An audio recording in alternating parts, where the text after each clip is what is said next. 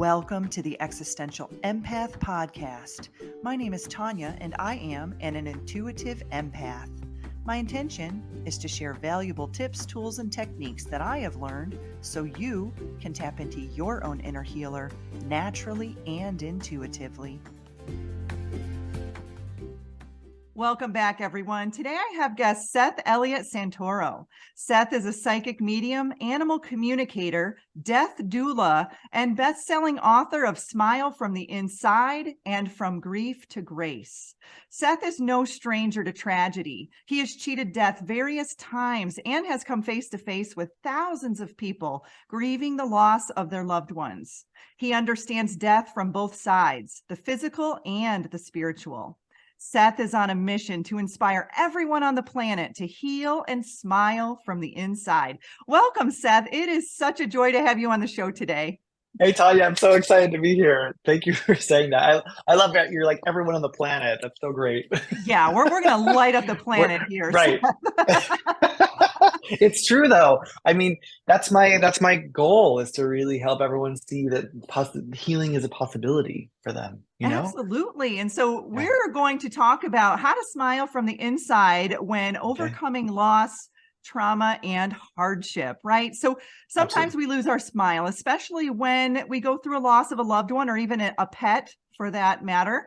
We could be struggling in our lives, or maybe our lives just aren't working out the way that we had planned. And so, Seth, you've been through some difficult times in your life that have led you to where you are today. So can you briefly share your story? And I'd like to also hear how you discovered your psychic abilities, specifically your ability to speak with deceased loved ones as well as animals. Sure. Okay, yeah. Where to begin? By the time I was 8, everyone on my mother's Jewish side had passed away. I wasn't allowed to go to any of the funerals or any of the services. I think, and I just kept losing people along the way. I just saw a spirit, just something right over your head just went. Oh, really? Yeah. Oh, really? That was cool. Nice.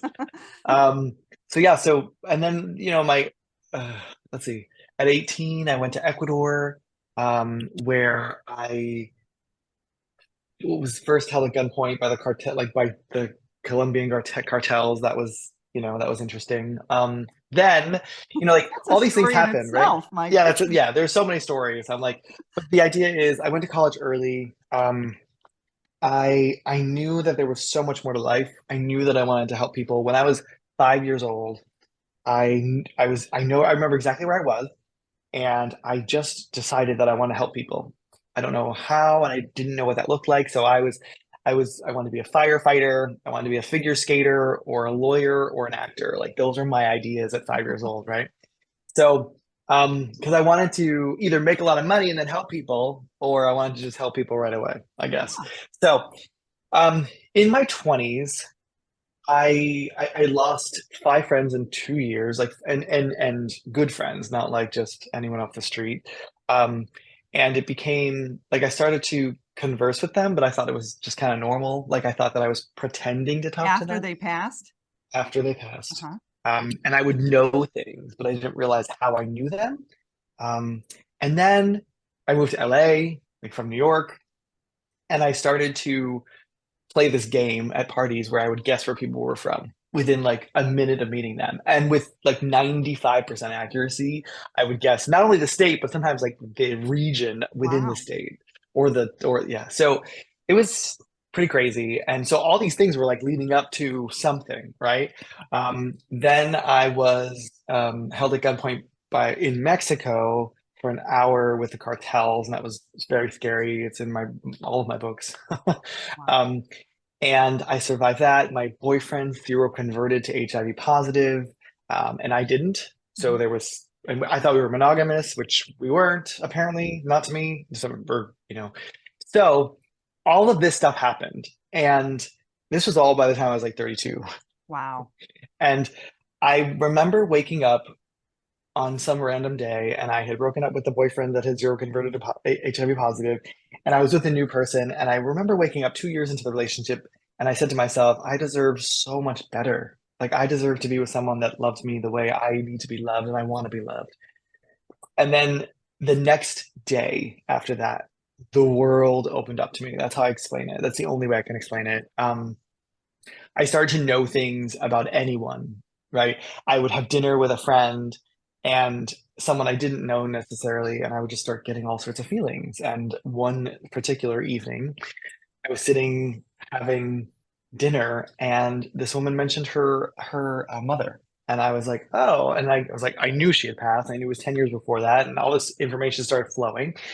And I said, was that about 10 years ago when you lost her? And she's like, yeah, how could you possibly know that? I was like, oh, it's this new thing that's happening in my life. Like, I had no idea how to explain it, right? So I was, and so she started to talk a little bit more. And then I just kept seeing this beautiful ribbon outside of a gate. And it was a pool inside the gate. It was a very insane, like, setup with an apartment complex. And I was like, can I just explain to you what I'm seeing? And then she just started losing it. She's like, oh my God, that's where I grew up. And even to the bow, she was like, I put that ribbon there. And I was like, oh my God. And so Wow. she's like, what are you? Are you a medium? And I was like, what? Oh, you mean like Long Island medium? No, no. I'm just Like feeling Tyler things. Henry? Right, or yeah, right. He didn't even exist back then. He was probably wasn't even born then. Yeah. So yeah, so that's how it started. And it took me about 9 or 10 months to start coming out again, right? So like the first time was when I was like 16, 17 is like gay. And then Uh-huh. this time was 34 and I was like, oh my God, what's going on? I didn't know I didn't know anything about it. I didn't have friends that were mediums, so I reached out randomly and thank God, like I started to practice with people and take some courses and start studying, right? And understanding that I'm not going crazy or that I'm not but that this is actually happening to me. So for me, the gifts really started with mediumship. Like I could immediately start connecting with deceased loved ones, humans.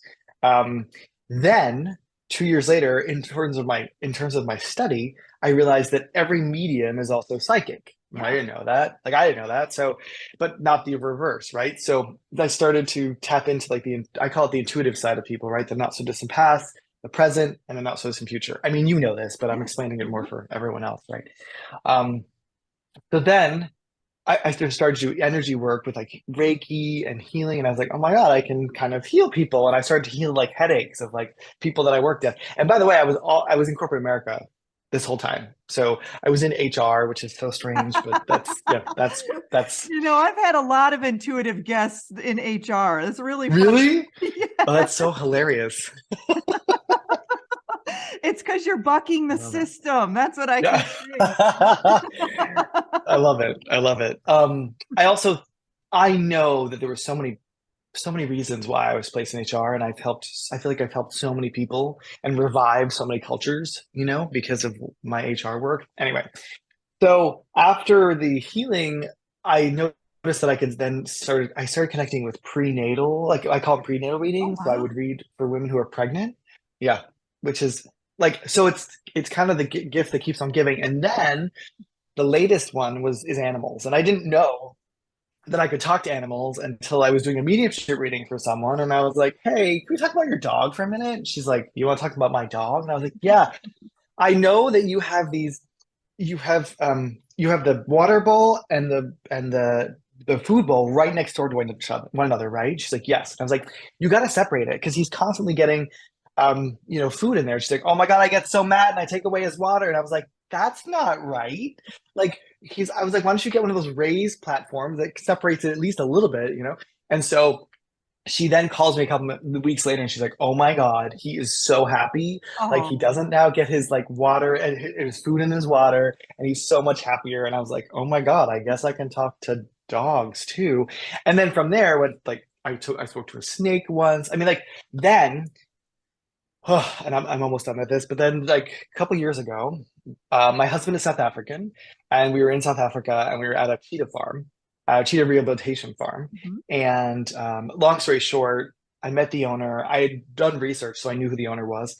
And I told her, I was like, listen, because she came and met everyone, and everyone was South African but me.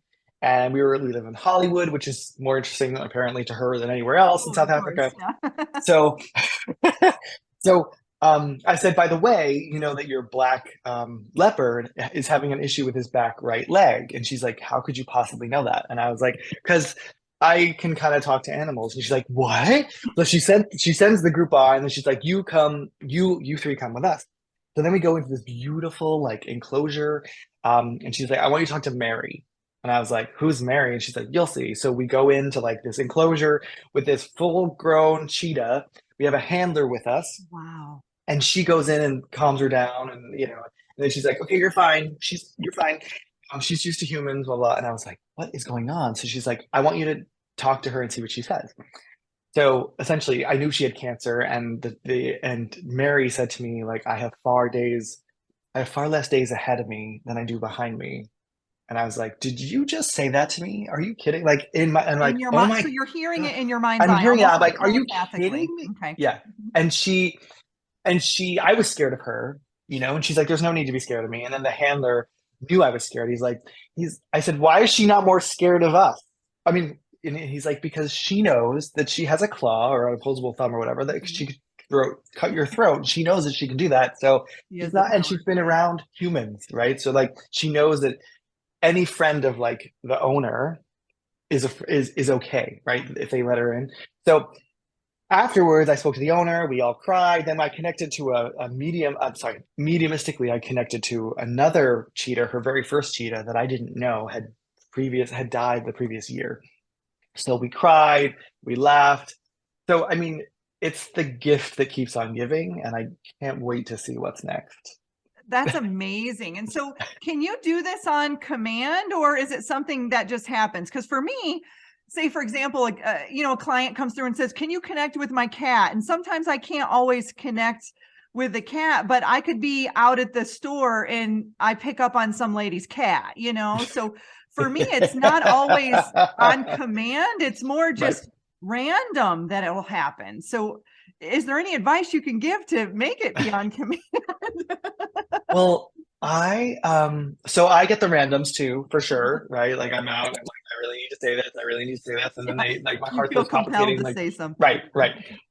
I call them drive-by readings. But so what I have always done is 5 minutes before a reading, I will sit down and I listen to the same music. I say the same thing to myself, like my little manifest, and I get into a space and I just breathe. And generally within the first couple minutes, like I'm with them, right? Or if when I'm really connected, I always take a shower before I do a reading, I do too. and I they'll do too. always Yeah. come to me in the shower. Like Me they'll always too. come to me. It's I'm telling you, the I'm- amount of information I get in the shower is insane. Days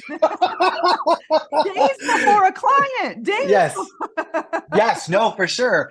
I was reading for Robin McGraw, Dr. Phil's wife, and the day I found out that I was reading for her that night, like her mother-in-law came to me and said all these things, and I was like, "Oh my God, can you not come? Can you please come back to me in like 3 days when we're doing the reading?" Which she did. Um, but Like, I and can't take Robin was notes in the shower. I'm going to forget all of right, this. And it comes through right, so fast. Yeah. yeah, yeah. So I suggest like having like a rhythm. What I don't do is like when people find out I'm a medium, they're like, "Oh, can you tell me about blah blah blah?" I'm like, Yeah. "No, if you want, like I know the intention behind it. And if I'm feeling something, I'm gonna say it to my friends, and they know that and respect that. But if that happens, I'm like, if you really want a reading, you can book it. Like, here's my link. Yeah, because it's like a Um, phone call, the way I explain it. It's like, if we want to connect through a phone connection, then that's when we can pick it up. But there are times yeah. when it's just a random phone call and you're like, oh, I'm at the store and my side hurts and it must be this lady standing next to me. And Yes, I turn around, yes, hey, do you have some right hip pain? Because I'm picking up on it right now. But yes. yeah, so I That get is that too. People are like, oh, what are you reading about me right now? And I'm like, girl, I'm like, listen, I'm sitting here having some lunch. I don't want right, to pick up right, on that. right. Totally. Um, Yeah, that happens. That happens a lot. I'm glad that you said that because it does happen a lot. Yeah. And so, okay, so how do you receive your information? I can share how I receive mine. Oftentimes it's Sure. through a feeling, clairsentience, like I'll Okay. feel the pain in someone's body, or I can hear an animal communicating. There was one time when I lived in Florida, I was sitting at the pool and I Yeah. had my eyes closed and I just started hearing, hi, I'm Jimmy. And I'm like I'm looking around and I'm down here. And I'm like, I'm laying on my stomach on a beach chair. I look down and there's a little lizard just bouncing his No head, way. full on conversation. And I'm thinking, am I crazy? Like, this Oh is my when my God. abilities to, okay, I've always been able to speak to animals, but as a child, I shut it off because I got picked on and, whatnot. Sure, But sure, sure. and several years ago, it started to amp up again. And so that was the first time I recognized that something was communicating with me and I was just caught off guard by it. And he was excited that I was actually able to communicate, with him, because he made the comment, most humans don't, and I've had this happen. I'll be on a hike and I'll hear the elementals, the little people, the tree people, all these things just Wow. chat, chat, chat, chat, chat. And my friend laughs because she can feel them. And she's like, all right, somebody's here. And I immediately start hearing them. So I know my ability to feel and hear are very powerful. Now, are you able to see in your mind's eye? How does it come through for you? So I use all the clairs, You're like you all the know. above. No, no, like it depends on what I'm doing or where I'm at, right? So if I'm sitting with a reading, it's very clairvoyant, right? So I see a lot of images.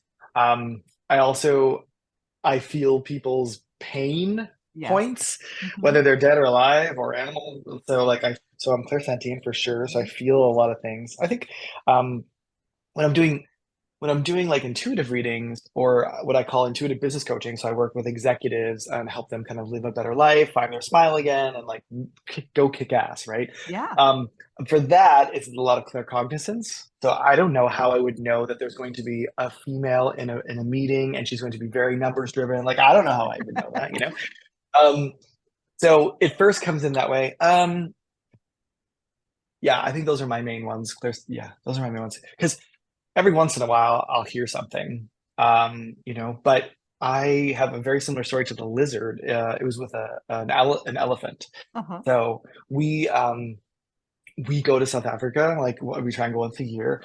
And we were in South Africa and we were playing with elephants. And I remember connecting to this elephant and I remember seeing his eye.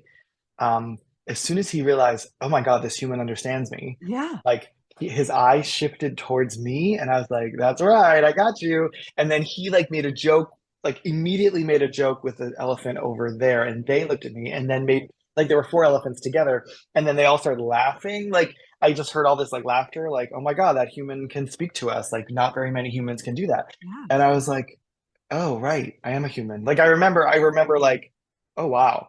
And like elephants are just so incredible. Yeah. Like And just, horses too. I feel like oh yeah. elephants and horses, Yeah, so intuitive. Oh my goodness. Yeah. absolutely. And Absolutely. so And I've been working yeah. with my cat because, I was thinking, hey, buddy, in my mind's eye, I'm like thinking, hey, buddy, you can communicate with me anytime. And something I learned from another animal communicator that I had on the show is that animals like images. So when you can visualize, like, say you want them to go to the food bowl, instead of saying, hey, go to the food bowl in your mind, you can visualize them walking to the food bowl and they will process that. Mm, So I've been yep. actually working with that with my cat. And it's funny because he's been responding, like he'll look up at me or he'll reach Wow. his paw out or, and I'm like, he's actually seeing, and it's also helping me in improve my clairvoyance as well. I think in a past life I was in the witch trial, all that stuff. So I closed that bad boy down. I was like,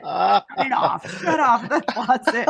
And so it's I funny love it. because it's like, it's like anybody, you lose a sense, say you're blind, your other senses get stronger. And so I do feel that clairvoyance was kind of shut off for me. And then my other senses, like Mm, my clairsentience is insane. I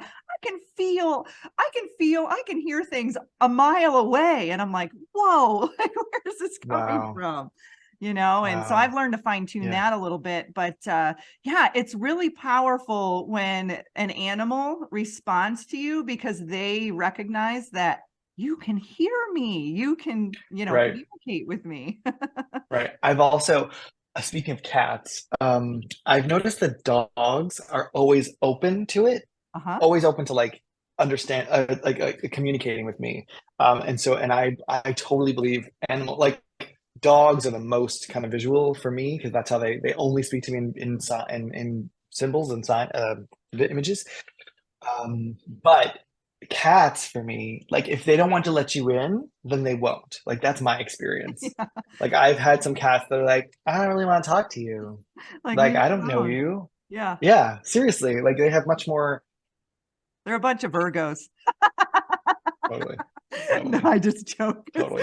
Virgos are like, let me see if I like you or not first, and then Yeah, we'll have a conversation. yeah, No, but it's true. Dogs yeah. are I'm on much the. more open to that. Yeah, I can sense that too, for sure. Yeah, yeah. It's That's fascinating. funny. So, well, let's change subjects a little bit. So, Sure, Seth, sure. I worked in grief and loss for nearly 20 years in the field of organ donation and transplantation. And I Oh was at the wow. bedside for hundreds of people that took their last breath and crossed over. And so this was a time for me. I think part of my intuitive mastery was I began to recognize I had intuitive abilities beyond, say, the third dimension. I was seeing souls leave the body. I was seeing what are known as walk-in souls or soul exchanges, where they were leaving and then coming back in. I was seeing different myths. I Wow. was hearing and seeing disembodied spirits. And I could also receive messages from those that had crossed over. So some of my organ donors, when they passed, they actually came to me in the dream state and would give me information to share with their loved ones. And at this time, I wasn't privy to my mediumship. I didn't understand. I just thought it was a dream.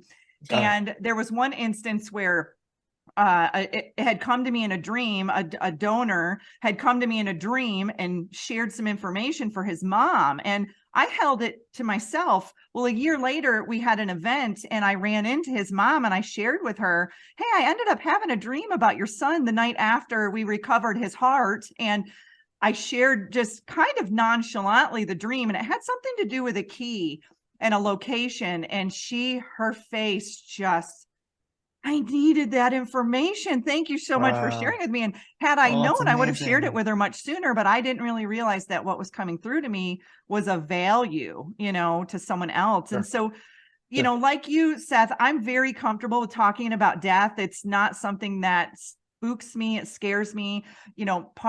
Part of my family ran a funeral home in our town. And so Oh, I I was was doing around that. dead people. Yeah. And then I took death and dying in school. I worked for a hospice. I worked in donation. I was literally around dead people more than I was around the living for more than 20 years. And so you are a death doula. Tell us what that is and why are you so comfortable around death? So a death doula, from my perspective, is helping not just the person who's leaving this plane, right? So not just the person who's dying, but also helping the family, right? So it's how they all adjust, how they all manage their emotions, and I can have conversations with the deceased or the soon to be deceased that most living people couldn't. Mhm. I can also help the family understand what's happening.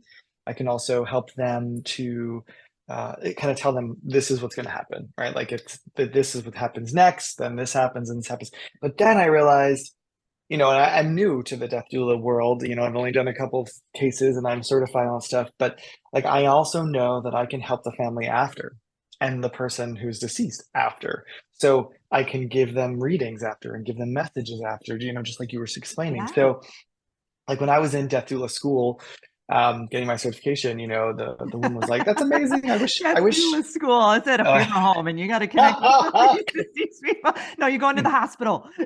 right, right. I What think I my went through death doula school without knowing I was going through it.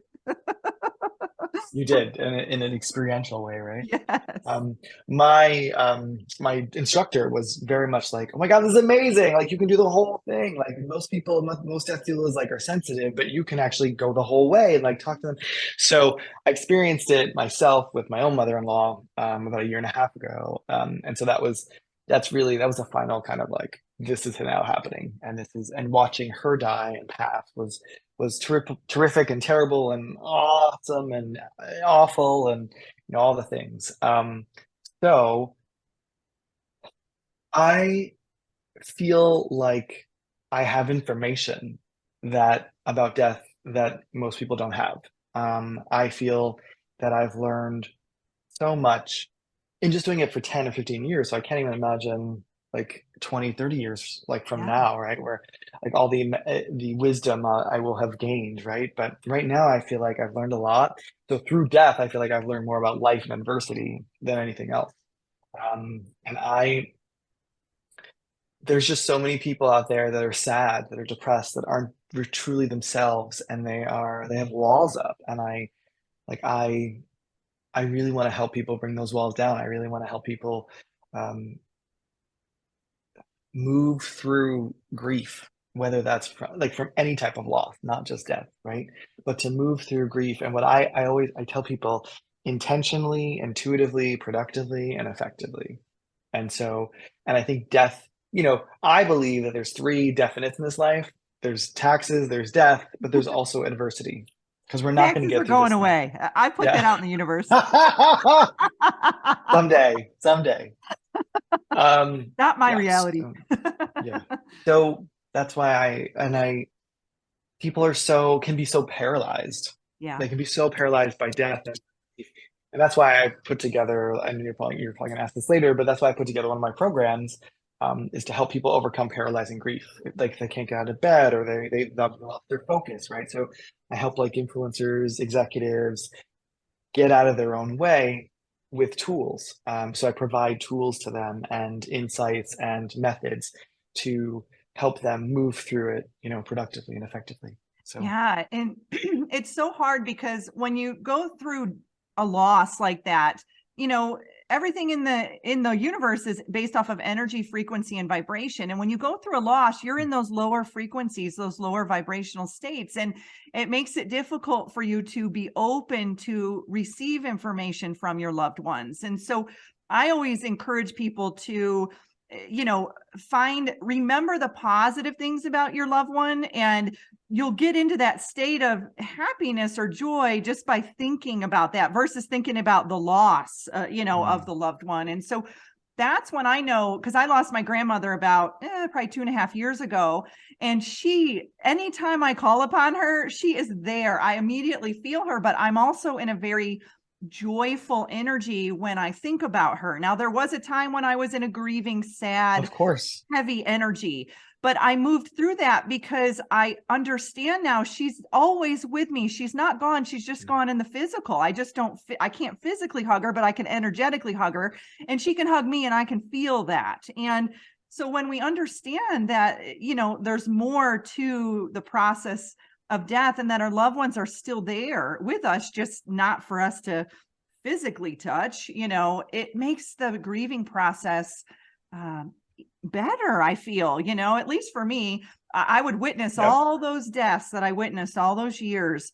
I had never suffered one myself until recently with my grandmother, but I took all those tools that I learned, from watching others and moving through that, because the stories that we tell also hold us in that frequency too. So, Absolutely. right, if we're constantly Absolutely. talking about the death and the loss and this versus moving forward, it holds us, there too, in that pain and that suffering. And so, Seth, you've written a book Yeah. called Smile from the Inside, and you came up with a SMILE, S-M-I-L-E method. And can you Yep. talk a little bit more about that and how you came up with this method? Sure. So remember when I said that my boyfriend had seroconverted to HIV positive? I was working on and off between Mexico and LA. And he told me it took me 24 hours to actually get to the ranch. It was a lemon growing company. So it would always take at least 12 to 15 hours to get back. And sometimes it would take 2 days to get back. So to LA. So the moment I arrived in the ranch, he called me and told me this. And I was like, oh God, now how That's am I going to get back? devastating. Yeah. Yeah. Mhm. So I immediately, my first thing was talk to him. I called his best friend, made sure that he went and got him right away, so he wasn't alone. We had this conversation, and then I made my way back, and as I was like running for the very last flight to get there, and I was finally going to get there by like 1 a.m. or 2 a.m., like that particular night, a lot of things had to converge. But I sat down in like row number 24, which is my favorite number, and I remember seeing this sign saying like smile somewhere. Like I don't remember, but there was a sign like in front of me that said smile, and I don't even know what it was for or whatever. And I immediately said, wouldn't it be cool? This is like, I know I'm about to have a really bad time in my life and go through some adversity. And I was like, wouldn't it be cool if I paid attention? So much so that I wrote down like everything I was feeling, all of the stuff that I'm going to go through and that we're going to go through, and come up with a method to help people move through similar situations. Literally, that's what this one thinks, right? Like as I'm racing back to someone. So I did just that. I took notes. I was like, okay, today I'm feeling this way. Today I'm feeling this way.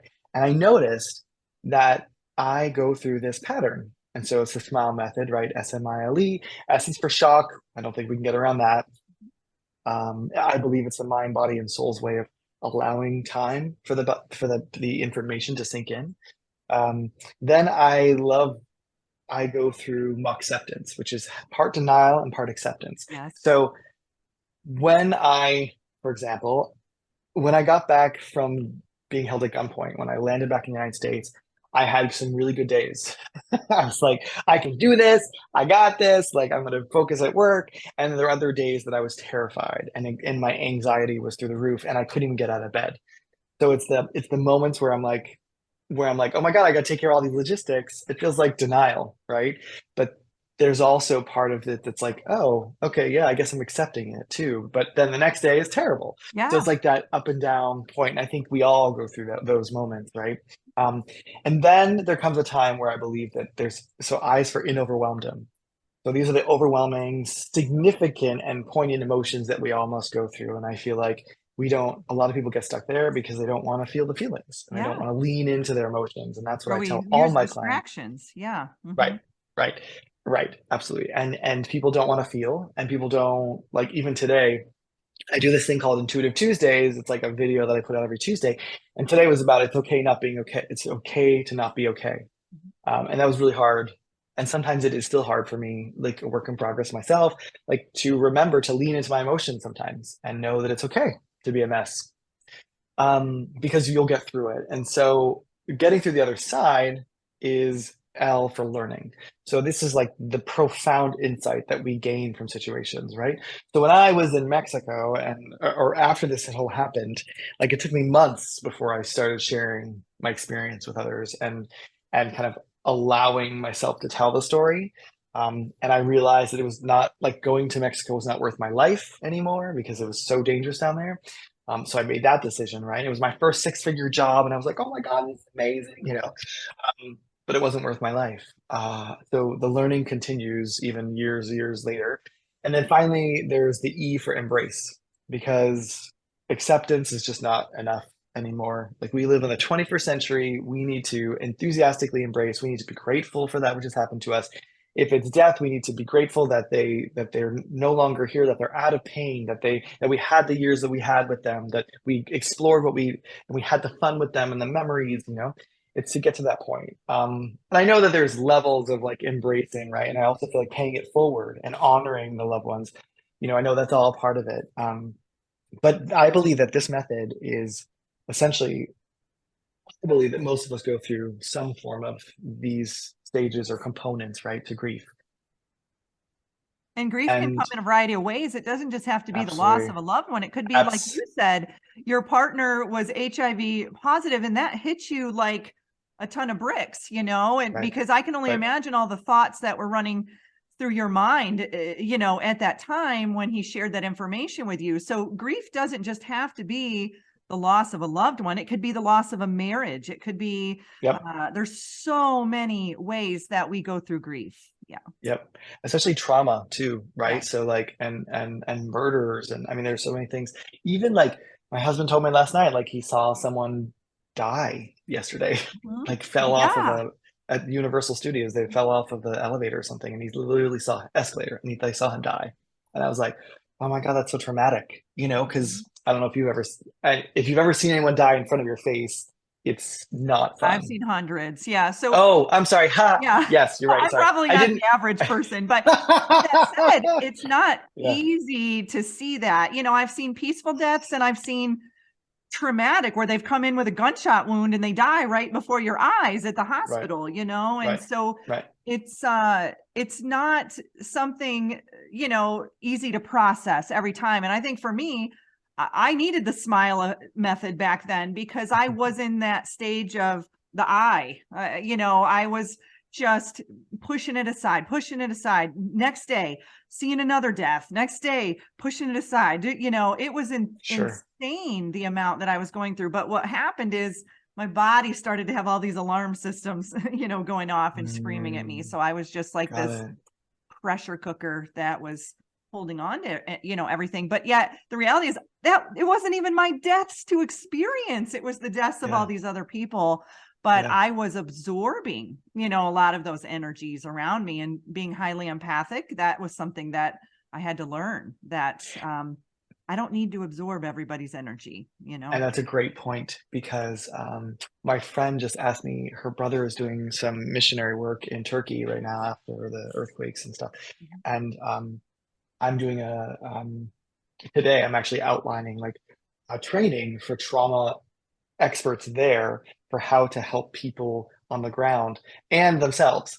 So you just confirmed my thought is like, I'm going to help them. I'm going to teach them the SMILE method and be like, this is for you too. You get to protect yourself too. And you get to like cleanse it off every day or clean yourself of it every day because you're seeing you're witnessing traumatic things every day. Then you can help other people, so thanks for saying that because Yeah, that's it makes me powerful. like, I lived in Orlando at the time, and I was working at the hospital that responded to the Pulse shooting. So mm, the nightclub in yeah, Orlando where yeah, the shooter had come in and killed all those people. And so I had responded the day of, and it was just boots on the ground, anybody who could help to help. It was chaos. And mm, our team had gone in to assist, not for the point of organ donation, but for the point of just assisting and helping with the amount of grief, death, loss, everything that was going on, terror, fear, it was crazy. And I remember coming home that day and just spiraling. I mean, my emotions were all over the place. And no, I did not go through that primarily, but I went through it secondarily. Went through that secondary trauma of sure. witnessing the families trying to find their loved ones. Is my loved one alive? Where are they? And so I had to respond to the coroner's office, and Mm, just seeing, I had an image in my mind when they opened up the door where all those people were that had passed. I saw a shoe. There was a shoe on the ground, and immediately my eye went straight to that shoe. And I had this overwhelming feeling of, that's a love, that's someone died, and there's that shoe, and it had blood on it. And so that was the impression that I had. And for weeks, I had dreams about that particular image in my mind. And so I think too, when we go through that, the caretakers, the people, first responders, like you said, your friend in Turkey, we go to help, but we don't really necessarily realize that we are also going through secondary trauma. And so when we're working through the SMILE method, or we're working through those stages, it's so important for us as the helpers or the assisters to go through this too, not just the people who have actually gone through the primary trauma. And like I said, it's taken me years to move through that, and I've learned several modalities through my own journey. But mm, Seth, what you're doing is so powerful, and it's so needed, and it's so helpful for those even in the hospital settings, in firefighters, homicide detectives. I mean, some of the people that I've worked with, just the amount of things that they see and that get held in the subconscious mind, then your body responds and reacts. So I thank you so much for putting this information out there into the world and going through it. I mean, I can't imagine being held gunpoint, in Mexico, and that's terrifying in itself. And then going through what you went through with your boyfriend, and then it's just been one thing after another, but you're coming out on the other side and you've got a smile on your face. So I can do this. I can get through yes, this. And, yes. is there anything or any advice that you can share with people who might be going through a loss or some hardships right now that could be of benefit to them? Sure. Number one is you will get through this. Like I tell people, like if I can experience everything I've experienced and still get up, like I'm doing pretty good. I think I want to say that it's okay not to be okay. I want them to lean into their emotions in safe spaces, right? So, like, there are places, like if you're at work, maybe you go to the bathroom if you're having an emotional episode, or maybe you go home for the day if you just can't focus. Um, or even, I guess, now that we're all virtual, turn your video off, right? If you're not Yes. looking your best. But Mhm. I want people to know that, like, you get to go through these stages and you get to move through grief, and you it's so important that we know that we can do it, or that we believe that we can do it. Um, so that's kind of like, I'm going to do a TEDx at some point this year, and that's kind of one of the major things is like, not only are you going to go through some type of 5 stages or components, but I want everyone to believe in the possibility of healing, and believe in the possibility that they will get through it, um, and they won't break. Um, and so, And to always know that yeah. there is a healed version of you, right? There is Mm, a healed version of you. There is a happy version of you. It's visualizing that and aligning with that and getting yourself through the process of, releasing the trauma, releasing the hardship, the stored emotions that many of us, including myself, mm, stuffed down for a really, really long time. And yep. then allowing yourself time to process it, right? You gotta feel it to heal it. It's not an easy journey, but once you True. get on the other Mm. side, whoo, does it feel good? Yeah, absolutely. Yeah. So Seth, can you share Yeah. with us a little bit about some of the services that you provide and how people can connect with you? Sure. Yeah, let's see. So I guess there's like 3 ways to work with me. I do one-on-one mediumship readings, intuitive readings, and coaching. I also do individual. So I have 2 courses going on right now, or about to start. One is I help people write their books fast and become best-selling authors. And I can do that either in a group setting or individual. And I help people overcome paralyzing grief. So if they're paralyzed, they can't get out of bed, they can't shift their focus back from the grief to anything else. I help them from a group coaching perspective as well as an individual. I'm sure And I do what's your more than website? that, but How can oh people yeah, find you? thanks. So I am SethEliot.com. It's 1L1T. I am SethEliot.com. Everything is there. Um, um, yeah, they'll need to find me. And Great. then on socials, Seth Eliot Santoro usually is the handle, or Seth E. Santoro. And yeah, I think that's about it.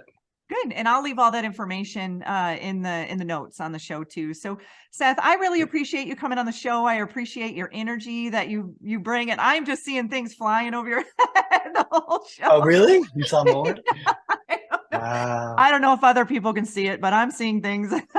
Hey, that's a sign my clairvoyance is Amazing. starting to amp up. But Is I is I is do truly here. believe Yeah, when we connect with other people who have activated their abilities, it helps us activate our abilities more too. It's tuning into agreed. that. So thank you so much Absolutely. for Thank you so being much for having me. yeah, and being transparent. I know, some of the things that you talked about today were not easy to talk about. So thanks for coming on the show and bringing a smile to the You're listeners and to the welcome. watchers. Thank you. I'm so honored to be here.